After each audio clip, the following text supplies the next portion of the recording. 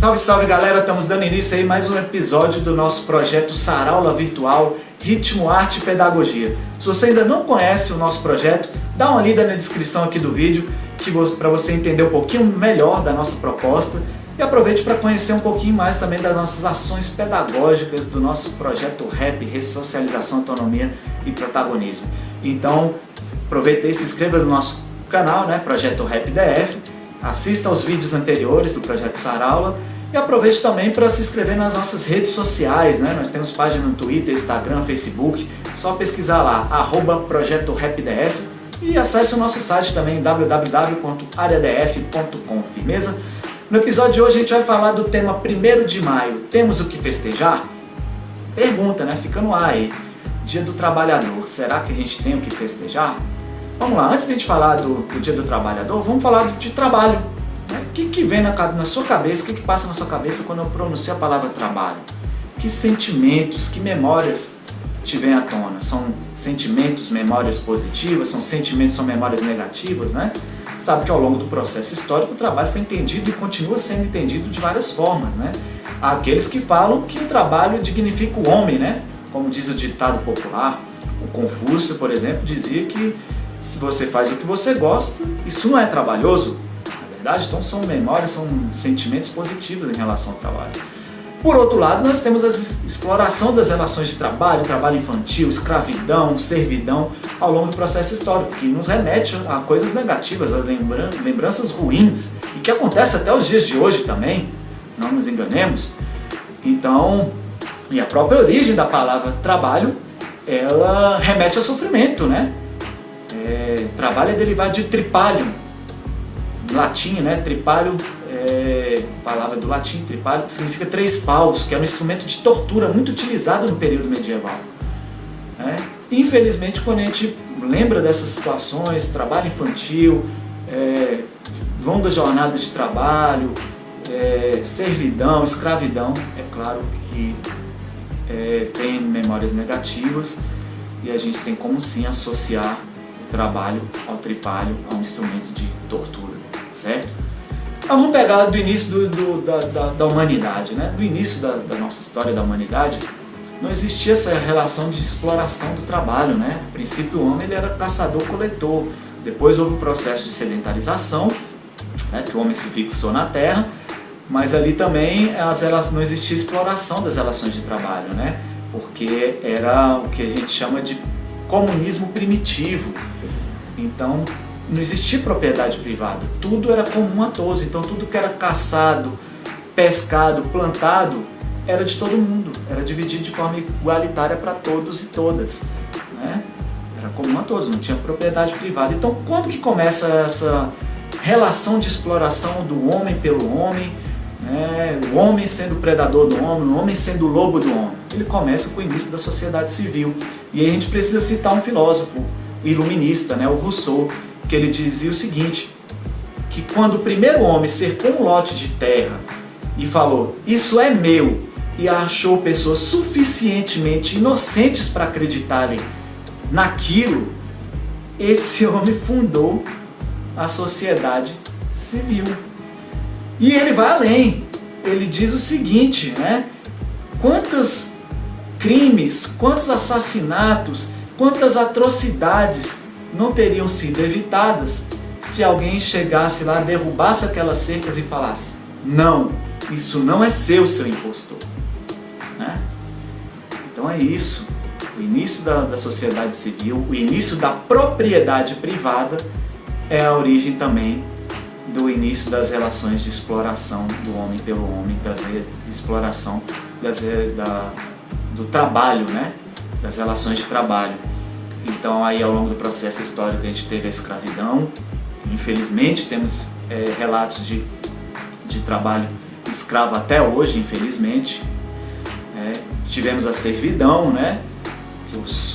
O vassalo servia seu suzerano e mais recentemente com a Revolução Industrial e a Revolução Francesa, o trabalho assalariado, que também existe uma relação de exploração muito grande, né? Principalmente no início ali da Revolução Industrial, as jornadas de trabalho eram de 16, 18 horas diárias, sem nenhum direito trabalhista, E é lógico que esses direitos trabalhistas eles foram sendo conquistados por meio de muita luta da classe trabalhadora, que começou a se organizar nos sindicatos e reivindicar melhores condições de trabalho, melhores salários e fim de exploração de trabalho infantil e etc e tal, né?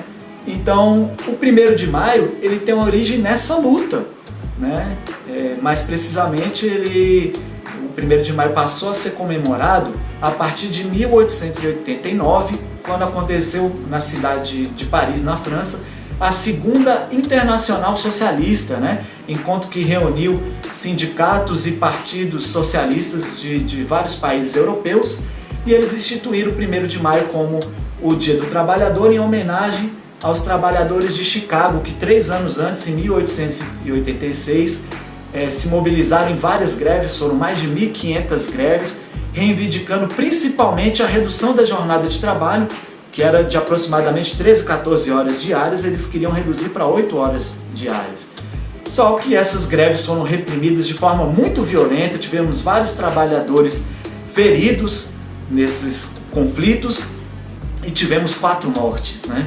Então, a partir de 1889, com a Segunda Internacional Socialista, em homenagem a esses trabalhadores de Chicago que tanto lutaram, né, para conquistas de direitos trabalhistas, que tanto nos orgulharam com suas lutas, foi instituído então 1º de maio como o Dia do Trabalhador. No Brasil, essa data passou a ser comemorada a partir de 1924, no governo Arthur Bernardes, né? E sempre foi uma data ali de muito protesto, né? De denunciar essa exploração das relações de trabalho. Mas pouco tempo depois ali, nos anos 30, anos 40, no governo Getúlio Vargas, passou a ser uma data festiva. O Getúlio Vargas ele tinha como lema o trabalhismo, né?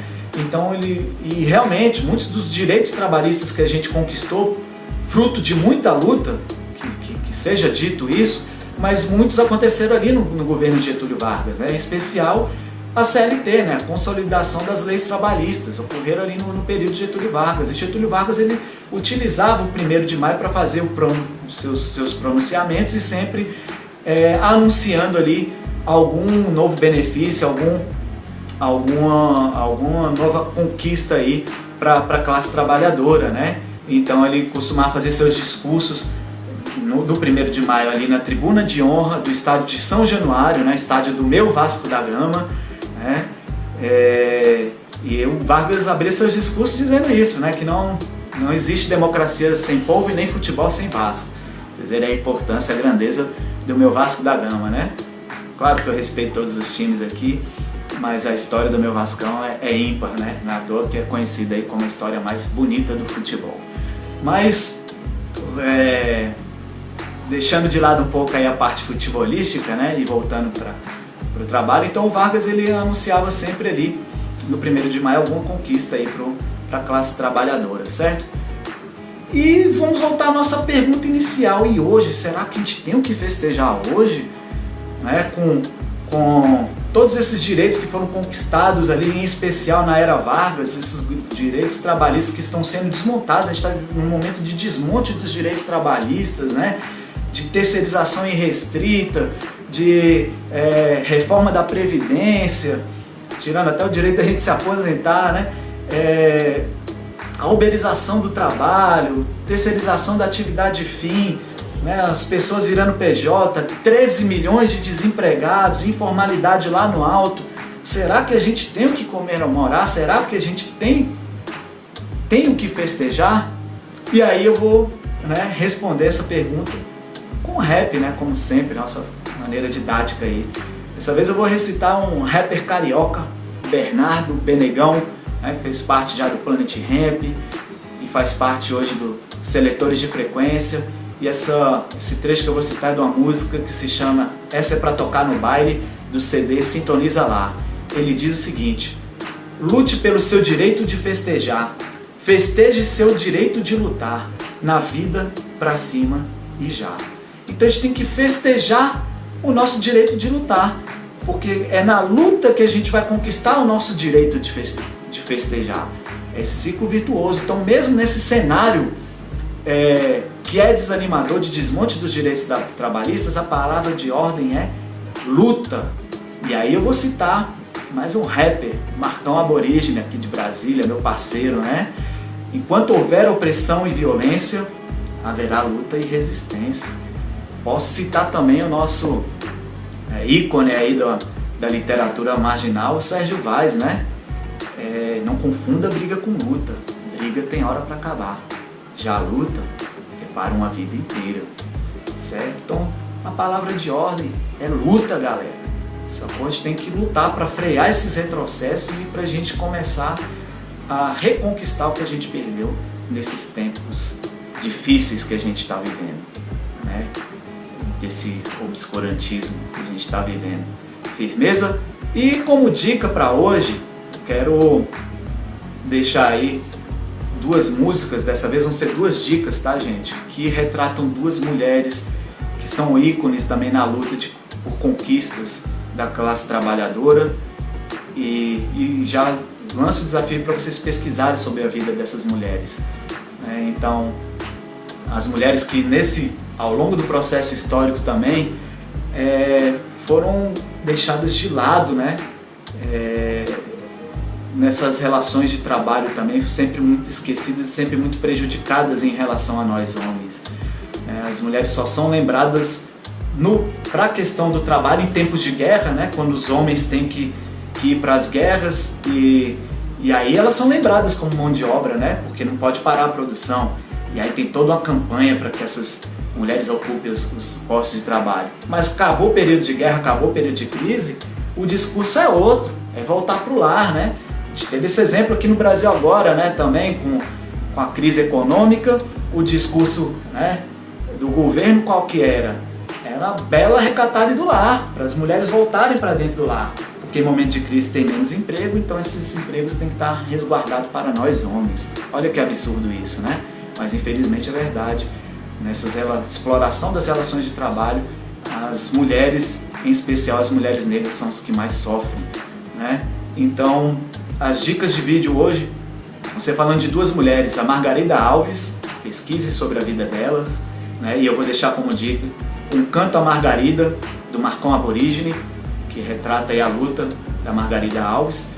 E a outra é a Espertirina Martins, certo? Pesquise também sobre a história de luta da Espertirina Martins. E a segunda dica fica com o nosso poeta do rap nacional, o Gog. A música é O Que de Espertirina. E, né, nesse processo de lutar e festejar e lutar, eu quero deixar minhas flores para todos os trabalhadores e trabalhadoras do Brasil, né? Mas se você é um dos que exploram, né, o trabalhador, o que eu desejo para você é um buquê de espertirina. Firmeza? Para finalizar o nosso saraula hoje, eu não vou recitar uma poesia, mas eu vou citar, né, um poeta Bertolt Brecht, uma fala dele, certo? Que, como eu disse, a palavra de ordem é luta, né? Vem a calhar nesse momento, Então, Bertolt Brecht dizia: há homens que lutam um dia e são bons, há outros que lutam um ano e são melhores, há aqueles que lutam muitos anos e são muito bons, porém, há aqueles que lutam a vida toda. Estes são imprescindíveis. Enquanto houver opressão e violência, haverá luta e resistência. E não vamos confundir briga com luta. Como diz o Vaz, briga tem hora para acabar. Já a luta é para uma vida inteira. Firmeza? Festeje seu direito de lutar. Lute pelo seu direito de festejar. Na vida, pra cima e já. Até a próxima.